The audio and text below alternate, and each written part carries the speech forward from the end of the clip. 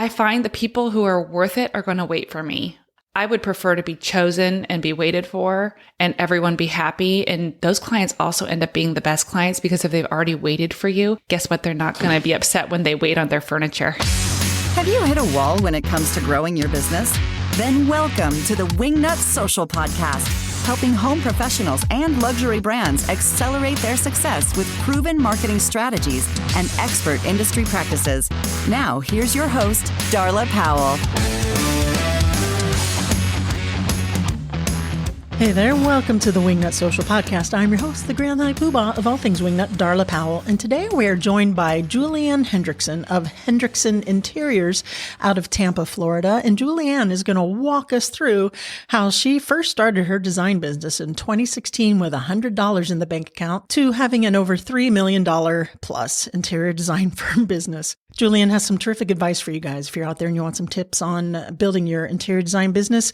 One of the main things that we talk about is delegating, hiring, and, letting go some of that control freak in order to scale our business and to start making money on a big scale, clearly. All right. But before we get into the mini news and my interview with Julianne, we have some housekeeping. Okay, as you guys may or may not know, our Wingnut webinars have been swimming along very nicely. We're having one webinar a month with a esteemed guest, or maybe even yours truly, presenting information on how to run and market your design business in a more efficient and profitable manner. So if you want to attend these absolutely free FREE webinars, head on over to wingnutsocial.com/webinar. The latest information will be there with the guest and the topic and how to register and all that. And if for some reason you're unable to attend that date and time, go ahead and register anyway so you can have access to the replay. Another exciting thing coming around the corner, boy, the pressure is on for the Wingnut team, is Wingnut Academy, our very first course, Instagram for beginning and intermediate for interior designers. We're going to walk you through how to do interior design with a strategy, with real purpose in order to get clients, to get end results, to get real return on your investment from your Instagram. Maybe you're not ready to delegate your social media management, or maybe you're not at the place right now with your firm financially to be able to hire out an agency to handle your marketing, and you're at the very beginning steps and you just want to have a handle on what to post on your Instagram, how to post it, how to write your captions, what kind of hashtags, what kind of content, how the heck are you going to attract your ideal client? Well, this course for interior designers, Instagram beginners to intermediate, is going to walk you through that. And we are looking at launching that in May. So stay tuned for that. If you want to be on the list to get notifications when that goes live, head on over to wingnutsocial.com and sign up for Wingnut Academy notifications right there. That's wingnutsocial.com. All right. That's it for housekeeping. Y'all know what time it is. It's time for mini news sesh. Yeah. All right. Today, we welcome back Emily Lisi to the Mini News, Digital Content Manager at Wingnut Social. Emily, today we're talking about something known as creator tags. What the hell is it? Yes. So creator tags is something that's been a feature on Instagram for forever, pretty much. But Instagram recently updated them so that now when you tag an account on your photo of a post that you're posting to your feed, it's going to show not only your username, but it's going to show your profile category. So the profile category is the little phrase or word below your username on your Instagram profile. And if you don't currently see anything under your profile, that means you don't have it set yet. So that's something that you need to set. So for interior designers, you would set your category to be interior design studio. For photographers, use photographer and so on. So when your content shows up, it's going to say Susan McNuggets, and then under that interior design agency on the post. I'm not sure I'm quite grabbing it. So when you tag on a post, so it'll be whoever you tag on the post. Like, when you tap a post and the names that are tagged come up? Yes. It'll show the name and it'll show the profile category. Okay. If you're the one tagging, it's not really going to benefit you, but it's going to help you give more proper credit to whoever contributed to the photo that you're posting. So it's going to help avoid any conflicts of interest or copyright issues if you have a professional photographer who took the picture. That way, when someone taps it, they can see, oh, that person isn't the designer, they're the photographer. Okay, good. And then if you tag yourself, it'll show that you're the interior designer of it. I just had a light bulb moment. Okay, that makes sense. So that's cool. So if I tag Susan McNuggets on a photo for Wingnut Social, it'll say Susan McNuggets, interior designer. And if I tag her photographer, it'll say Chip McAdee, the photographer, under there too. So, he's not the designer, he's the photographer, et cetera, et cetera, et cetera. It's just a little bit better for attribution. Yep, exactly. For content creators. Okay, I see that, especially in the interior design space where that can be important. It'll help the interior designer too. If someone like a contractor that you worked with posts your photo, they're going to hopefully tag you in that post, and then their audience is going to see that you're the interior designer, and they hopefully will go to your profile. And I see. The cycle continues, yes. So a little bit more promo mojo. Mm-hmm. I just made that up. I like it. All right. Very cool. Actually, you're given a choice if you want to show this or not. So how you do that is when you go to create a normal post, you'll go and tag a person like you normally would. But now you'll be given the option to tap to show the profile category to display the creator category. So it's an option that you have now. And I definitely recommend turning that option on when you tag someone in a post. All right. Awesome. Great tip. Thanks for joining us again, Emily Lisi. Yeah, of course. Mini new Sesh. Yeah. Let's get into my conversation with Julianne Hendrickson. But first, let me tell you about her. Hendrickson Interiors was born in 2016 after Julianne welcomed her second child into the world. Formerly a teacher, she continues to love and educate her clients on the why of design. What started as a dream is now a full-service custom interior design firm serving clients all throughout the Tampa area. When Julianne isn't working, you can find her with her husband and 2 small children. Wingnuts, help me in welcoming Julianne Hendrickson to the podcast. Hey there, Julianne Hendrickson. Welcome to the show. How the hell are you? I'm doing great. Thank you. Happy to be here. I'm happy to have you here. I've been having this in the works for quite a while because you are a Wingnut Social client. And I was saying, man, Julianne is killing it down there in Tampa. And I know that you had a waiting list of like 1 million years. And I said, who better to come in here and come on the show and give some inspiration for interior designers looking to build their business. So we're going to pick your brain today. Are you game? I totally am. All right. Awesome. So first, before we get into our chat, just tell us a little bit about yourself and we'll dig in. I am Julianne Hendrickson, owner of Hendrickson Interiors. We're based out of Tampa, Florida, and we do mostly residential design, which includes construction design. We have been in business for about 6 years now and grew from a team of 1, which was just me, to a team of 6 now. And it's been an awesome journey. It was something I never really thought was going to turn into what it did. And I think a lot of designers feel the same way. The rug gets pulled out from underneath them and they just go on that magic carpet ride. But we're so excited to be where we are and we have a lot of growth ahead of us. Yeah, you do. We see it firsthand, right? Because we see how busy you guys are on social and everything. So let's back up a little bit and let's talk about, so you were a solopreneur, right? In 2016. Correct. Okay. So you started as little Julianne Hendrickson. So tell us a little bit about that journey and what was your first hire as far as delegating? Because we're going to talk about delegating and growing your team and getting outside of that comfort zone and building that, as you said in your pre-show interview, hiring an army. So let's talk about the mindset and what was your first hire and how did that help you? And we'll just kind of have an organic conversation around that. When I first started my business, I was actually home with my daughter. She was my second born. And a friend of mine asked if I would help her with her new build. And I said, sure, that sounds great. Had no idea what I was doing, just knew that I loved picking out pretty things. And her builder loved what we did and ended up hiring me for a couple of homes. And before I knew it, I had more clients than I knew what to do with. I had no business plan. I had no idea how to open an account with any normal furniture firm. And I was also teaching at the time. So I would teach all day. And then around 3 o'clock, I would quit. I would see clients until 8 or 9 o'clock at night, work until 1 in the morning and do it all over again.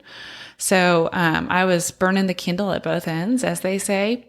And about 2 years into doing both jobs, I said I have to pick a lane. And as much as I loved teaching, I wanted some flexibility and I wanted to be able to provide for my family in a different way, both physically and financially. So I brought on Tony Jabay, who is my lead designer, and she actually had a child in class with my son. And she came to me and said, anything you need, I just have to get out of the house. Just if you need someone to shop for you or throw invoices together, I'll do whatever you want me to do. And I said, that sounds great. So she started with me 2 years in and has been right by my side ever since. And I don't even know what I'd do without her today. I looked at her the other day. I said, how many more years do we have? Just hoping she'd stay forever. Okay. That's interesting that you chose a designer as your first hire. And was that before a bookkeeper or anything along those lines? Oh, no, I had a bookkeeper. I started with a bookkeeper with my very first large job. He gave me a $50,000 deposit, and I literally went straight to a bookkeeper and said, oh my God, what do I do with this? Please, I don't have any accounts. I didn't have QuickBooks. I had nothing. I'm like, I certainly know I can't deposit this into my personal account.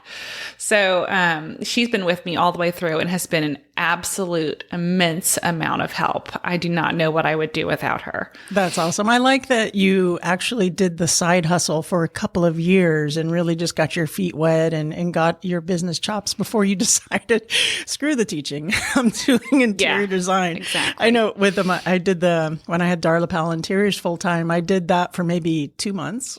And then I was like, you know what? Who wants to be a cop anymore? Let's do this design thing. So you did that. You did that in a lot smarter fashion. I got super, super, super lucky. So Julianne, a lot of designers listening have a big problem letting go of control or delegating or not having their hand in everything. What was your philosophy when you decided you wanted to scale and hire and grow the business to help let go of that? Or has that not been an issue for you? No, it definitely has. I'm a control freak by nature, pretty OCD. I like things my way and my way is best. And I think for me, it was seeing that someone else could do it well and it could be accepted by a client. And even if it wasn't all of my choices that I would have made on my own, they were just as good as what I would have done and just as acceptable. And when I was able to release some of that control, we were able to do more work. We were able to push work out faster, wrap jobs up quicker, and it was a little smoother.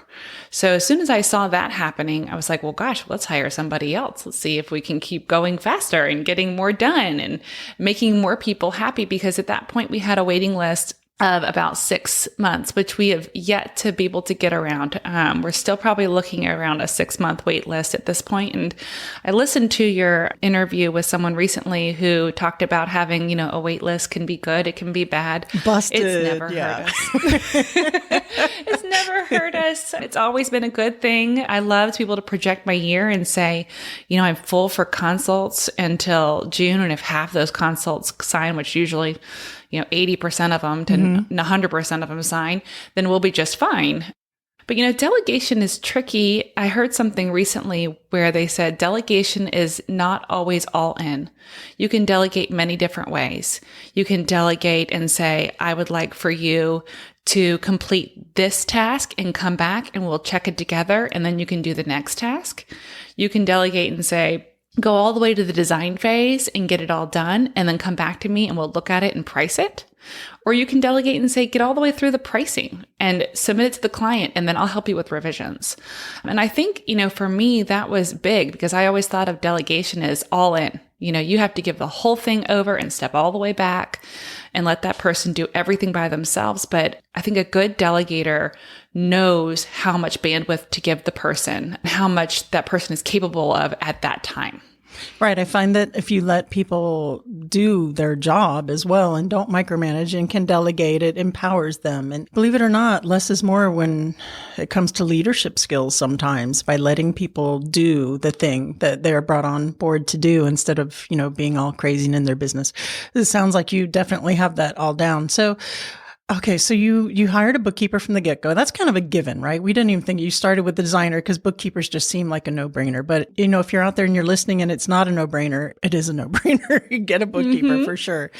And then the designer, that was my first hire too. I hired a junior designer to help me to scale. Okay, so after the bookkeeper and the designer, Now, you did mention in the pre-show that you have a coach as well. Where does the coach fit in, and how helpful was that for you in your business? Well, she was brought in once I had my entire team in place. So in addition to Tony, I have Lisa, who's our operations manager and deals with the warehouse and returns and damages and so forth. I have Mary Elise, who's a project coordinator. She makes sure our projects keep moving along with all our many vendors. And I have Melissa, who does all of our accessories. Then that at this point is a full-time job. So she does all the accessory buying, purchasing, and installations. So once I had all those people in place, I had to pull myself out of the weeds a little bit because there were people to manage and things to get done. So I hired, her name is Katie with Dakota Design, and she is absolutely amazing. I actually heard everyone that I've hired outside of my own team has been from Julianne's podcast. All of them. You all, Wingnut Social for marketing. And Katie, I heard her on a podcast with Julianne, and she said she had a waiting list, and I emailed her and I said, I heard you have a waiting list, but I have to have you right now. So if you can just take me, I promise I'll be wonderful. I'll do everything you want me to do. I'll pay you. And she said, I've never gotten an email like this. I'll start you next week. Katie, what's her last name? It's Katie McFarland, Okay. and she's with Dakota Design Company. All right, cool. Free plug. Yeah, absolutely. She's amazing. She has a wait list, and I'm not coming off her list anytime soon. Okay, the wait list. Wait a second. I kind of got away from the question I was going to ask because I have menopause brain. You did say that you heard the episode with, I think it was Jamie Van Kuyk, about the wait list, right? And then there's a certain point of it's sexy to have a wait list because you're in demand. And then there's another point to where you're leaving money on the table by not hiring and keeping up with the wait list. How have you found that sweet spot with the wait list? Because you just alluded to that. I think we're doing a better job with who our target audience is. And that's been tremendous help through Wingnut Social because we've kind of, shifted strategies from who we are looking for as an ideal client. And so when we get the information from our website for someone who's inquiring about our services, we are better able to look through that information and know pretty instantly whether or not they're going to be a fit for us or not. It might be that it's a great fit, but they want to be started immediately. And it's a job so big that I can't take it immediately. I've always felt honesty is the best policy. And saying that, you would love to do their job, but you don't have the bandwidth to do it right now. And you could do it in, July or whenever it's going to be, always is best and better than saying, yes, I'd love to do your job and taking it and doing a poor job because you're overwhelmed and overworked. Yeah. So, for me, I find the people who are worth it are going to wait for me. And those who are not going to wait and are going to designer hop until they find someone that can do their job fastest, they might be happy in the end. It's possible, but I would prefer to be chosen and be waited for and everyone be happy. And those clients also end up being the best clients because if they've already waited for you, guess what? They're not going to be upset when they wait on their furniture. So I've just found, doing this patiently and carefully is so much better than rushing through it. And again, we take a certain number of consults a month. So once those are booked out, I don't feel bad turning away work because I know that we have the work ahead of us. So if you're out there and you're feeling nervous about creating a wait list and pushing off people, I think that it is a scary thing, right? You're like, oh my gosh, they're not going to hire me. Yeah. They're going to hire another designer. But I think in the end game, it's a higher quality client. You're getting a higher dollar amount for your services. There is a certain amount of that sexy mystique that, there's a wait list, they're so good.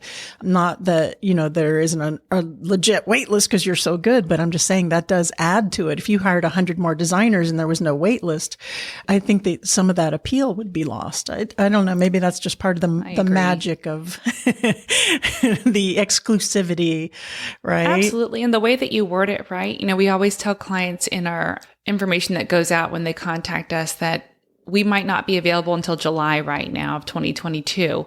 But when we start with them, we start. I don't come to your home and do your consultation and then tell you, oh, great, it's July. And I told you I couldn't see you till July, but now I can't start your job till January. You're going to start getting immediate feedback the minute you sign with us. Okay. So let's get back to Katie McFarland. Okay. So it's an interior design coach, right? With another wait list in demand, just like Julianne Hendrickson.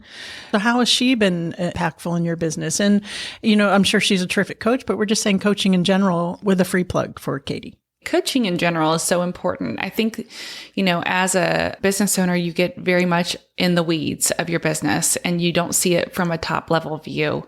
And Katie has really been able to show me a top level view of my business. She had me send her all of my documents, everything I send clients, made me talk all the way through our process from beginning to end. And she basically pulled it apart and said, we're missing a couple pieces here and there. I think this could be better. Let's reformat all this. Let's make it all look really great and cohesive. Let's give you a plan.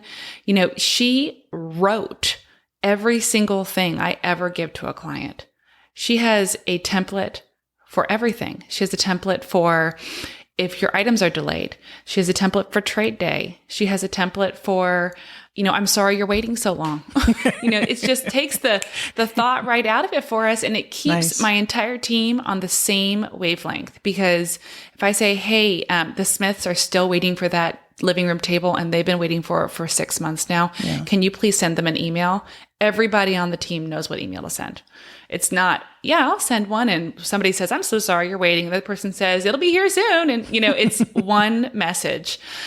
That's what elite clients want. They want to feel like your entire team is on the same page. And that's what she's done for us. That's important as you're scaling and growing your team and hiring your army, that you have to have that synergy, right? You have to have that common denominator of systems and processes. And so everybody is on the same page. Otherwise, you're wasting money because you're not as efficient. Absolutely. Right. I think that is so important to have that. And I love that you said that you get that high level view. You get someone that's detached from it, who can see the forest for the trees. I think that's really important. I've worked with a couple of coaches in the past for both the design side and the agency side, and it's been really elucidating, just incredibly helpful. Okay. So you were kind enough to mention Wingnut Social and the marketing part. So before you came to Wingnut, how were you guys doing your marketing? What was your strategy there? Did you have one? Oh, goodness, Darla. Absolutely not. It was, I wonder if I should post this morning. I wonder what the best time to post is. I don't know. I don't have any time. I'll do it while I brush my teeth. I would try to post every day. Sometimes I would forget. I never knew what to say. It seemed to be the same things I was saying over and over. It was never, anything ingenious. And I didn't understand the behind the scenes of Instagram, which that's a full-time job. It is. And again, when you want to scale and you want your business to grow, you need to get out of the weeds. You cannot be the person doing your Instagram. Now, I know plenty of people who do, and they seem to be just fine with it. I think that it's going to catch up. At some point you really need an expert. And I've always been that way. I just feel like experts are there. And that's how I want my clients to feel about me. We are the experts. And in this case, you all are the experts. And why would I try to do something that I'm not the expert in? Yeah. So you actually gave me a strategy. I had no strategy. I thought, I'll just keep throwing out pretty pictures and hoping something smacks the wall and sticks. And we were doing fine, but I would say we have doubled in growth since working with you all. I mean, not only talking about silly things like Instagram followers, but just the quality of work that we're getting. I have a client right now who found us on Instagram solely from California. And they are moving here to Florida and building a massive, beautiful custom home. And we are getting the pleasure of working with them. And I won't say the other design firm's name, but they're a very, very highly sought after design firm that she interviewed alongside me. They might even have a Netflix show. And she chose us. Wow. So I just, it's totally incredible. And I really feel like if my Instagram wasn't where it should be, that would never have happened, because she's always like, do they have an Instagram page? Show me their Instagram page. And that's all she does to find anything she's interested in doing. So what do you say to those coaches out there who are saying you can't get high-end clients from your Instagram? I would say that's a load of, what? Absolutely not. We have a form contact, and at the bottom it says, how did you find us? And I would say at least 70% says Instagram. Yeah. And that's not inflated. Do you know that you've been with us since November of 2020? And I say that because it's not an overnight thing, right? It's kind of like search engine optimization. It's something you have to nurture for a while, but once you get that momentum, you get up to that point, you start to see the results that you're seeing now. So I love that you're a client. I'm so happy you're with us. And I love more than anything seeing that you guys are getting that kind of results. That project in California sounds absolutely freaking incredible. It's going to be so awesome. I can't wait to share it. I can't wait to see it. We'll have back row seats? What do you call it? Yeah, absolutely. I don't even know what I'm trying to say. Backstage access. There you go. Backstage access. That's what I'm thinking of. Okay, cool. If you need help with your search engine optimization for your interior design firm, look no further than wingnutsocial.com. Yes, we also have search engine optimization services, and one of our most popular is what used to be known as Google My Business is now Google Business Profile, and it is one of the best kept secrets in all of Googledom and is super important as part of your marketing strategy to attract local clients. If you're an interior designer and you really rely on local traffic picking up the phone and calling you for services, if you don't have your Google Business Profile set up and optimized, you're leaving so much money on the table, and the competitors that do have that set up are getting the clients ahead of you. I am here to tell you. If you want to find out more information about our search engine optimization services, on page, off page, Google Business, you name it, head on over to wingnutsocial.com and check out our services. That's wingnutsocial.com.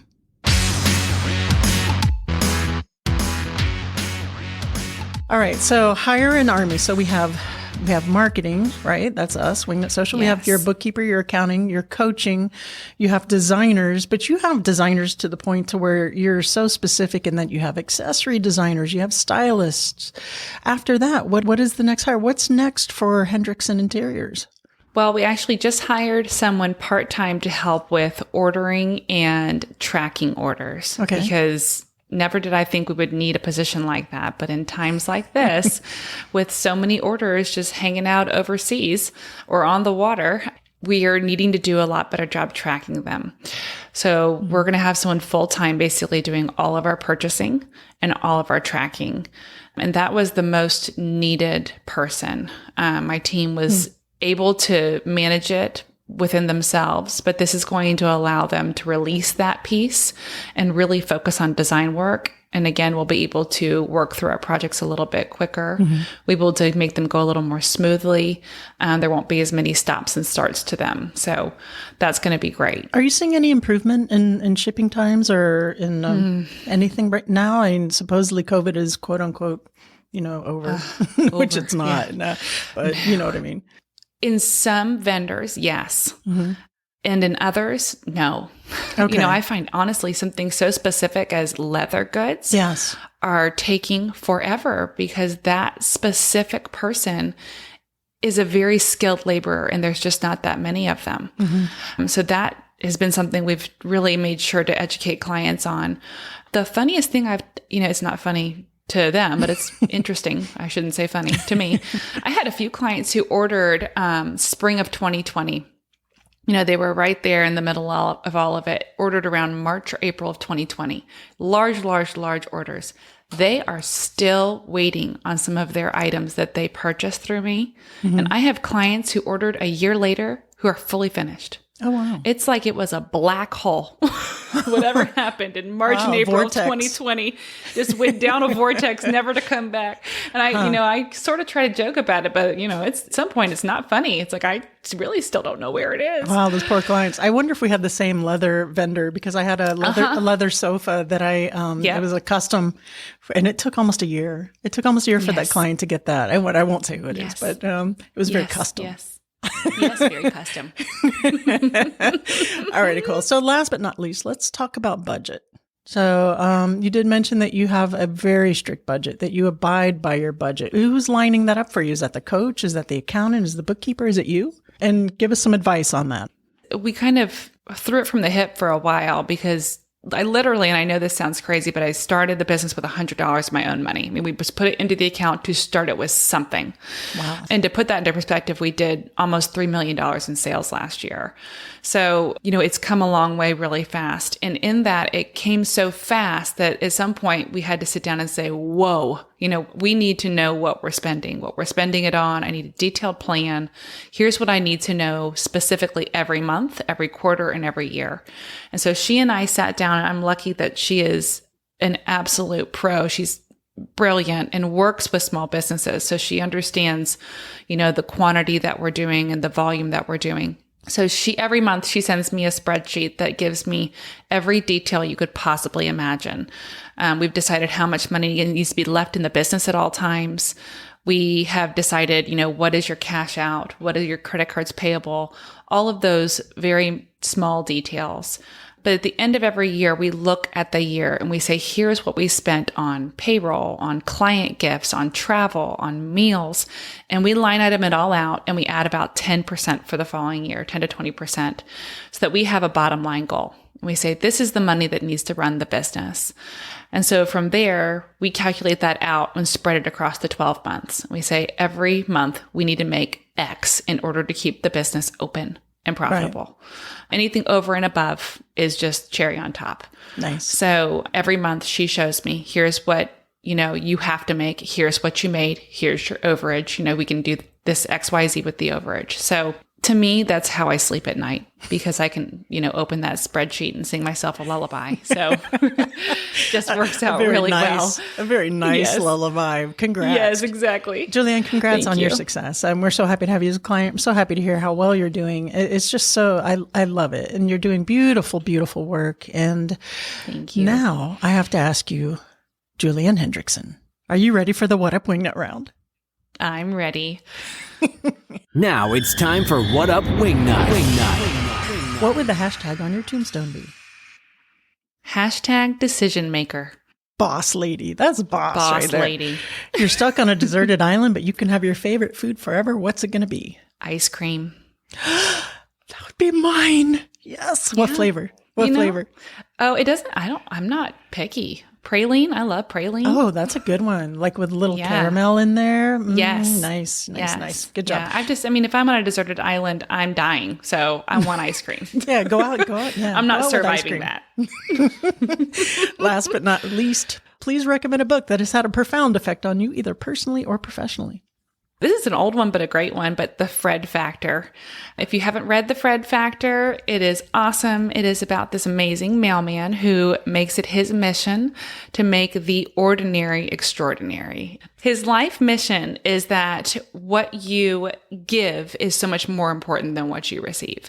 And if you keep that at the top of your priority list, then what you receive is always going to be amazing.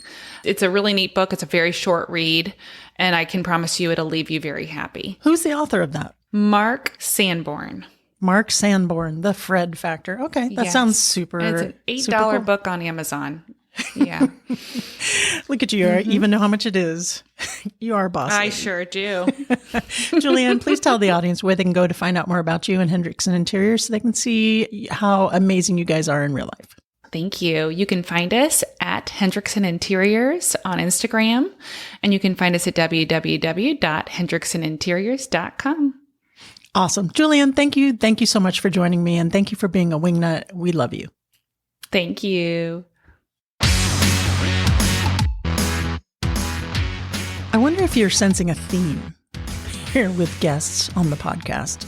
The most successful guests, the guests that seem to be running the larger firms, the most revenue on their firms, are those interior designers, those architects who are not afraid to delegate, to let go of that micromanaging, of that control, and to let bookkeepers and designers and marketers do the work that they are best suited to do, while these chief visionary officers, these head principal designers, are out doing the big thing, the rainmaking, the vision of the whole company, and just making it happen.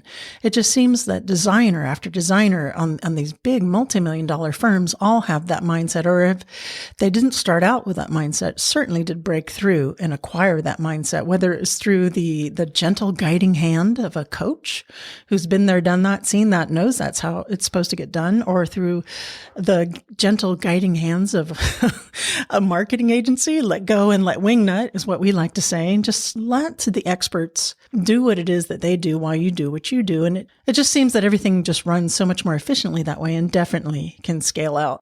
You saw that Julianne did pick up that Jamie Van Kuyk and I talked about, how much of a wait list is a good thing. You can see it's definitely not hurting Julianne at all. It adds to that mystique and adds to that exclusivity. But there is a fine line. Even she says, she's hiring. So maybe it's 6 months. Maybe they're comfortable at 6 months. So that's her take.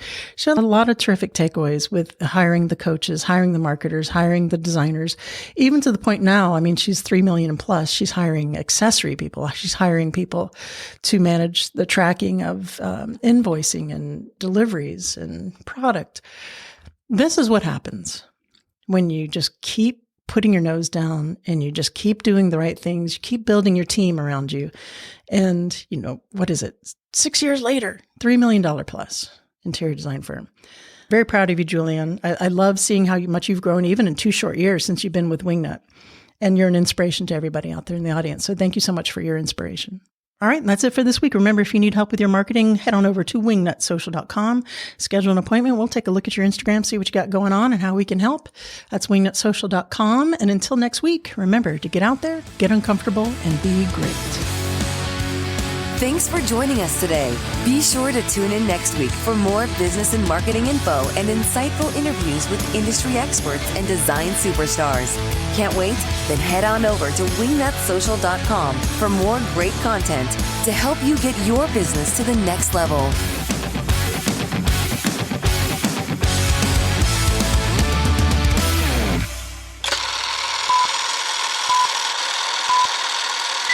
Live in front of a packed auditorium, it's Emily Lisi with the mini news. Yeah, woo!